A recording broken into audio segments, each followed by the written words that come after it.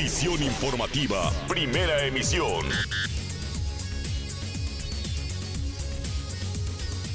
36 minutos después de la hora, estamos de regreso en Visión Informativa, primera emisión. Me da mucho gusto darle la bienvenida a este espacio, los buenos días, al contador público Juan Manuel Hernández Niebla, el presidente del Consejo Coordinador Empresarial de Tijuana. Juan Manuel, ¿cómo está? Bienvenido, buenos días. David, muy buenos días, con el gusto de estar aquí contigo y tu auditorio. Pues hay varios temas de los que hay que platicar, Juan Manuel, pero de entrada, su reelección, esto me imagino que debe ser un gran reto, debe de ser un gran compromiso con el sector empresarial en estos momentos, que decide dejarlo un año más.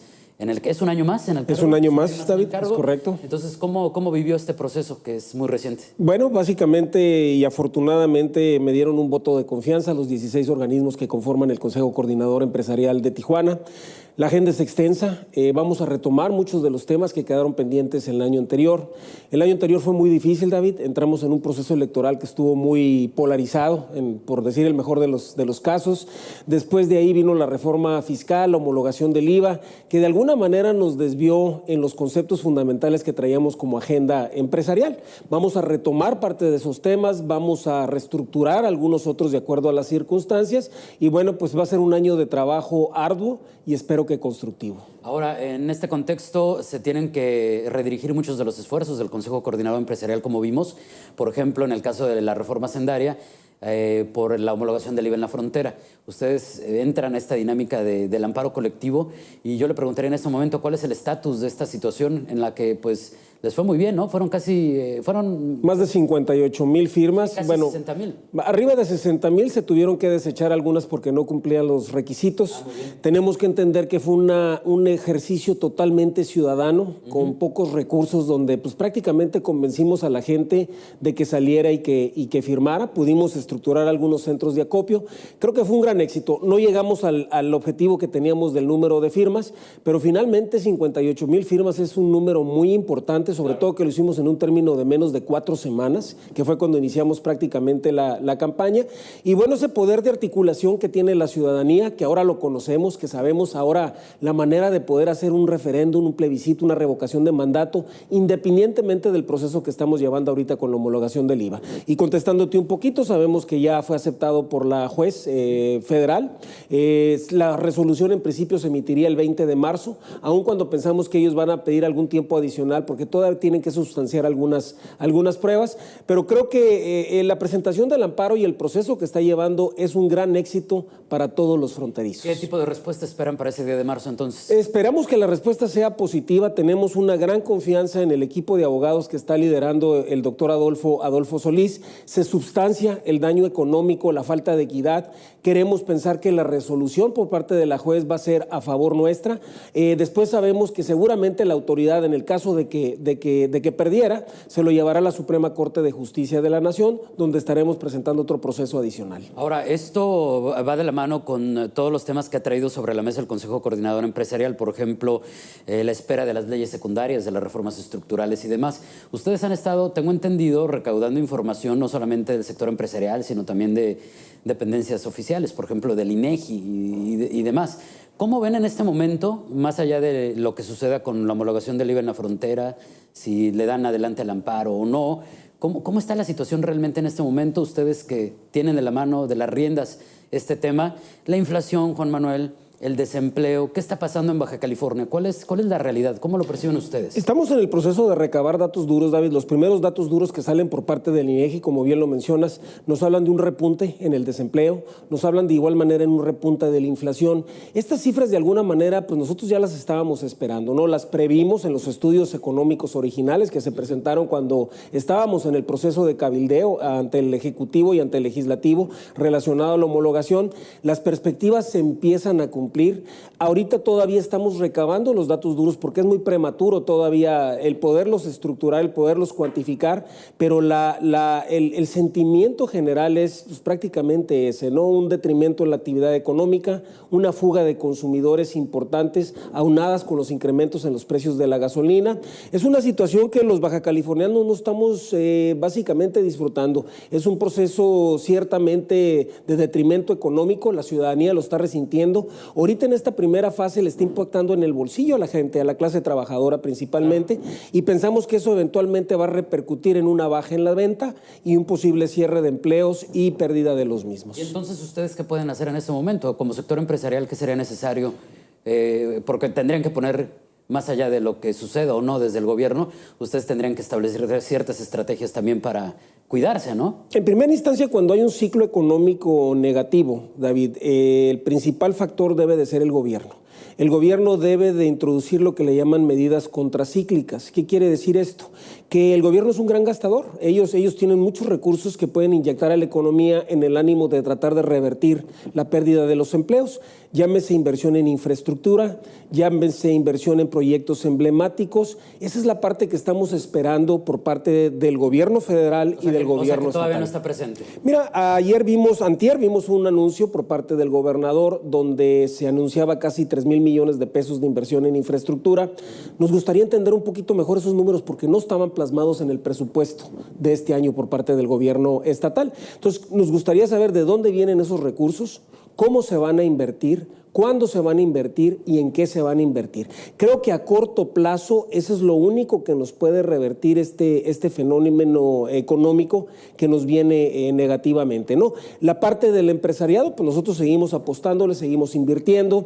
Nuestros organismos como la DEITAC, como la Asociación de Maquiladoras, como la Canacintra, le están apostando fuerte a la parte de la inversión extranjera, tratando de traer el mayor número de empresas posibles, pero sabemos que esto no se revierte de la noche a la mañana. Ahorita lo que se nos puede revertir a corto plazo es lo que precisamente te estoy mencionando, inversión por parte del gobierno federal y estatal en proyectos de competitividad y infraestructura para Baja California. Nos quedan dos efectos positivos. El primero es esta inversión y esta creación de empleos que estoy mencionando, y el segundo, que nos den la infraestructura que necesitamos para competir a mediano y a largo plazo contra otras entidades de la República que de alguna manera nos han ganado el jalón en materia de inversión extranjera. A ver, entonces, si lo estoy entendiendo bien, ustedes están en completa disponibilidad y disposición de trabajar con las autoridades, pero también esperan que ellos hagan lo suyo. Siempre lo hemos estado, David. Las invitaciones siempre han sido respetuosas. Las invitaciones, los lineamientos que hemos dado también han sido respetuosos. Nosotros estamos dispuestos a trabajar con el alcalde,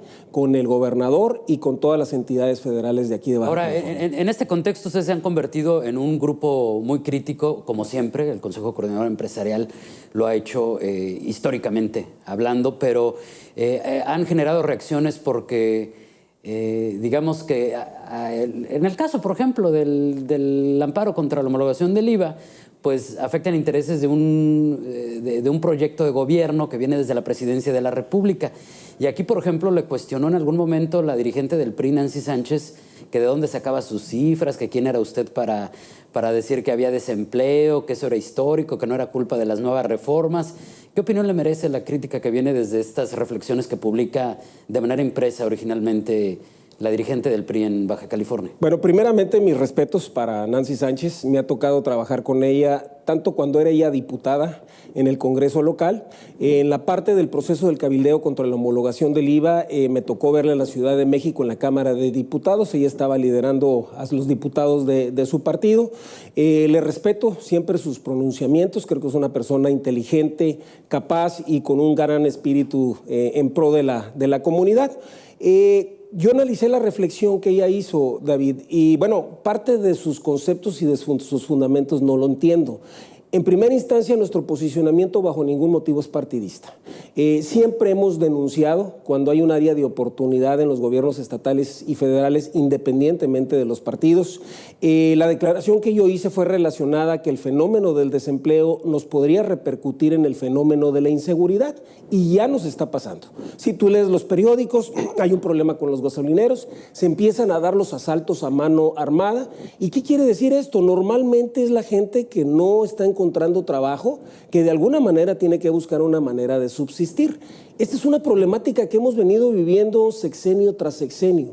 Y sí tiene que ver ahorita con las políticas públicas que el gobierno federal está dictando, pero bueno, nosotros tenemos que hacer los pronunciamientos relacionados a cómo estamos viviendo la situación en particular. Y en este caso, la homologación del IVA es un efecto que trae un detrimento a la economía de Baja California, que seguramente se va a ver repercutido por un fenómeno de la inseguridad.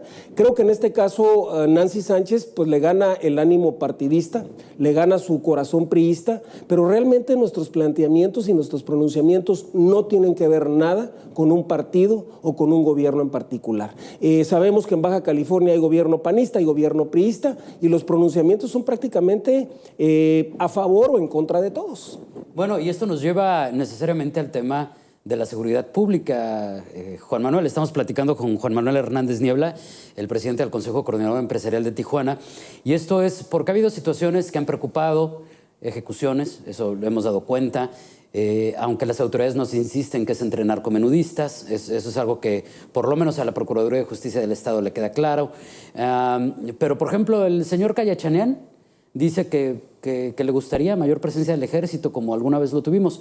¿Ustedes cómo la ven desde el CCE? Mira, la presencia del ejército es un arma de dos filos, ¿no? Por un lado sí es disuasivo del fenómeno de la inseguridad, pero por el otro lado también es disuasivo del fenómeno de la inversión extranjera.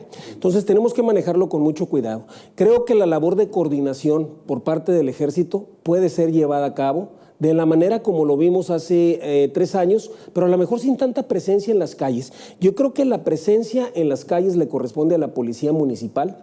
Es la que mayor número de elementos tiene en la ciudad. Y algo que nos preocupa, David, es que a veces tenemos la tendencia a reinventar los gobiernos cada 3 o cada 6 años. Yo creo que tenemos que ir recuperando las partes buenas que se hicieron en cada administración. En el gobierno de Jorge Ramos se hicieron cosas muy buenas en materia de seguridad, la sectorización de la policía, la parte de la certificación, si te recuerdas, estaba en un proceso de certificación de Calea. Después viene el alcalde Bustamante. De alguna manera se pierde la parte de la certificación, se pierde un poquito la parte de la sectorización, pero se elabora una gran labor de inteligencia y una gran capacidad de respuesta ante fenómenos de inseguridad. Un gran diálogo también con la ciudadanía. Y ahorita vemos como que se quiere volver a reinventar la rueda y no estamos tomando todas las cosas buenas que se hicieron en los trienios anteriores. Creo que tenemos un muy buen secretario de Seguridad Pública en Lares. Creo que se deben de retomar parte de los conceptos buenos que hubo y aplicar los que siguen. Nos faltan policías. Se nos olvidó un poquito la parte de la denuncia ciudadana, que era algo que nos estaba funcionando extraordinariamente bien. No están armados los consejos de seguridad pública, tanto para el efecto de seguridad como para el Consejo de Alcoholes. Hay muchas cosas que hemos venido trabajando los tijuanenses y los bajacalifornianos, por lo cual nos convertimos en un caso de éxito y estamos como que tratando de iniciar de cero, ¿no? Cuando deberíamos de tomar esa situación. La policía no se puede relajar. Creo que hay un relajamiento actualmente. Se nos ve el fenómeno por el número de muertos que se nos están presentando y el temor que tenemos, creo que los focos son ámbar, no son focos rojos, son ámbar, ciertamente, pero el fenómeno que tenemos es que ese problema de muertos en las calles, en el primer círculo de la ciudad, se nos puede volver a convertir en delito de alto impacto, en problema de secuestros. Si empoderamos a la mafia, a los malandrines, estos van a tener capacidad económica y esa capacidad económica te da poder de maniobra y poder de corrupción. Muy bien. ¿Ustedes ya se reunieron o ya tuvieron algún intercambio de estos conceptos con Lares o con el presidente municipal o se van a reunir pronto? Ya le pedimos, con Lares estuvimos hace aproximadamente 3-4 semanas antes de que se nos presentara esta problemática como se está presentando ahorita. Muy bien. De igual manera estuvimos con Daniel de la Rosa hace 2 semanas. El día de mañana probablemente tengamos una junta con la Procuradora de Justicia. Lo que nos está faltando es esa labor de coordinación, David. Antes teníamos, te voy a mencionar un ejemplo, mayo del año pasado, hubo un repunte en el número de secuestros. Pudimos conjuntar en menos de una semana al Procurador de Justicia, al Secretario de Seguridad Pública Estatal, al Secretario de Seguridad Pública Municipal, inclusive al director, al representante, al delegado del INAMI, porque ellos hablaban de un problema de deportados.